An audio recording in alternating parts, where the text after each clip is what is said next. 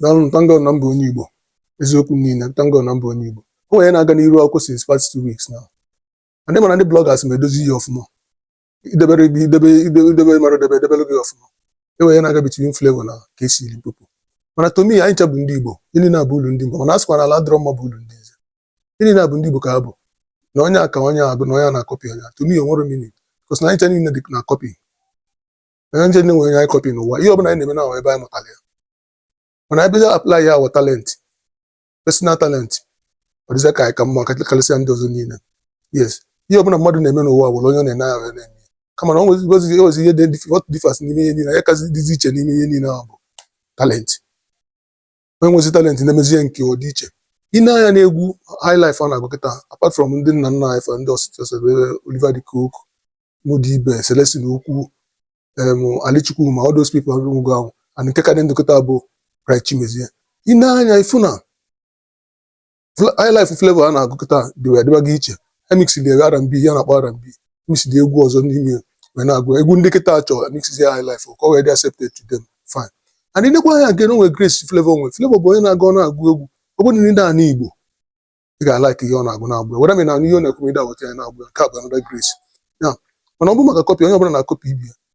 Everybody copy, even the voice we are using, I copy it from our forefathers. Yes, what I'm going to come and blend into it is a job. But because of now talent, gifted, the gifted and talented. It goes and take each other. The good also go and can wave, can boom. That is great Flavor. I am much better than even a Igbo now. I'm not going to have number one, if not number one. Even a rapper, Fino number one, a rap Igbo. If not a rap Igbo, or a rap film. So as rap music to concern Igbo, Fino number one. So as high life to concern Igbo, Flavor number one. So man, this is not copy, no na copy be. To me, I tell you Igbo Ndi Igbo. You drum my Flavor, my Kcee all like a hunter in them. Can I enter in the material no Ndi Igbo can't jump. Warren Cabo in house, Warren Cabo in Yoruba, enter Ndi Igbo. So can define it too long why. When any blog and a dozy of former of copy a career, blogger turn wire to something else. I refer to Kcee, which may not even be Kcee can I refer to. What another copy? Even Flavor started from Bobby the Ogofo, who is you say what's the level we do see you. We resume Amalo, but decide the Ayebo Avenue out of here his own brand, here his own pattern of music, over his own pattern. What happened in the Kalia? Would say the pattern and I go pattern Flavor, Flavor. So it all maybe one night because of quite eating from me on I go before to high life. So why a gradual process of the top. So you're not copy them.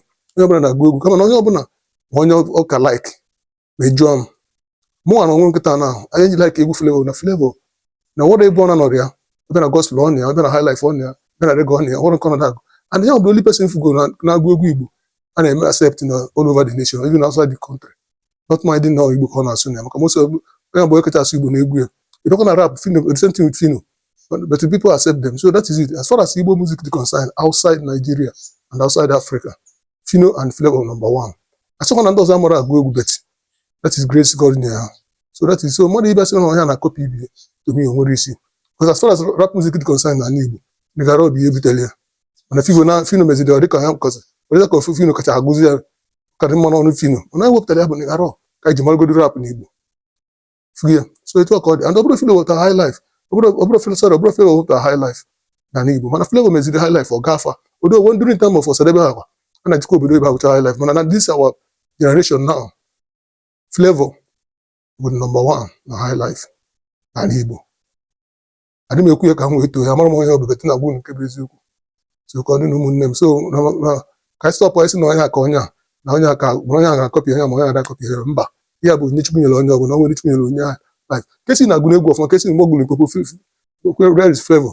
Kcee na go from and I'm high life rapidly Flavor one name. Kcee na run here. We are going to go see we got R&B. Go Kcee abụ number one, man. High life. Now. Kakarap good Flavor. Rap in a film. Go talk about them. No, man. I can't Ndi Igbo. I land on my bull in this. So happen to know. Never go see no one.